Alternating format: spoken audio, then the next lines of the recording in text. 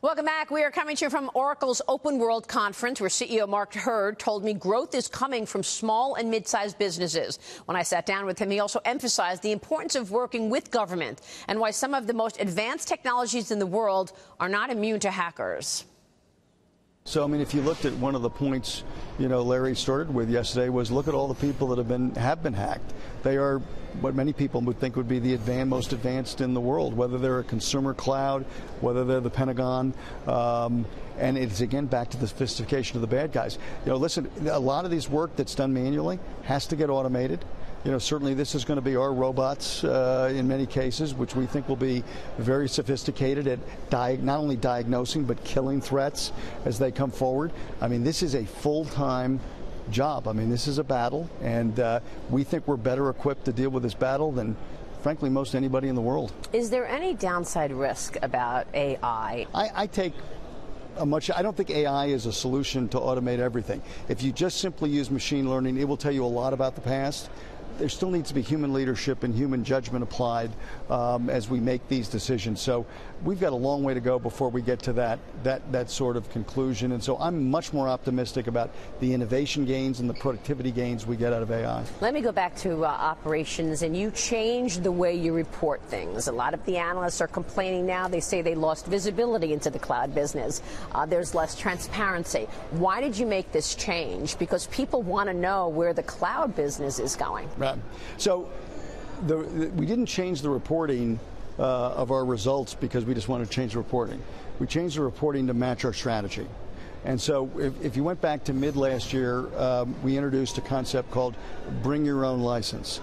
And that meant that you could actually take your license that you bought in the traditional way and now bring it with you to the cloud. That caused the impact of raising our license business and actually, if you will, not declining our cloud platform business. This has nothing to do with applications, but actually decelerating some of the growth. So it actually benefited our results. Our licenses went significantly up. And so we felt like it was important to report the business the way we run the business, which was the fact that a license is now not just a license for on-premise, it's a license for the cloud. So you have to look at these things combined to get a true indication of how the company's doing, and that's how we now report the company. And yet the analysts look at it and say, yeah, now I don't know the specific line items.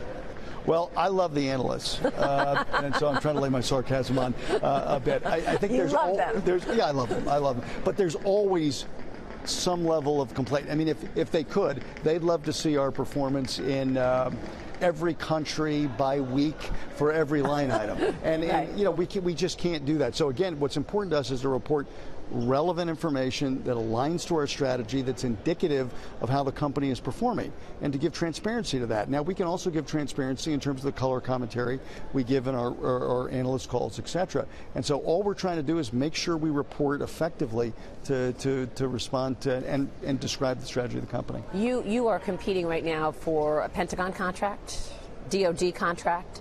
Amazon also wants that $10 billion business. Tell me why this is an important piece of business. Well, first of all, it's DoD. I mean, it's a big deal. Department of Defense is a very, very large Oracle customer. They have a large amount of Oracle applications, runs almost every service, a large amount of Oracle database. And we think it's important that contract be open and that it be very fair and consider all of the alternatives. I was astounded when Google, parent Alphabet, said, we don't want to work with the Pentagon. We're going to walk away from this. They had protesters from within the company saying don't work with the U.S. government, and yet they went into China, and they're willing to censor their search engine in China. This is not politics for you. No. I mean, listen, I think that we're not trying to make a political statement in any of this. We're trying to say, listen, there's a lot we can do to help DoD. There's a lot we can do to modernize their estate and their environment. We want to bring those capabilities to DoD, and we want the process. I mean, the thought of, to be very blunt with you, sole sourcing a contract of that size is I'll just say, a very interesting decision. Yeah. I mean, Jeff Bezos made the comment, if technology companies walk away from the U.S. government, America is in trouble. Yeah. And we're not walking away. I mean, so we have no intention of walking away. We want the business. We want to help.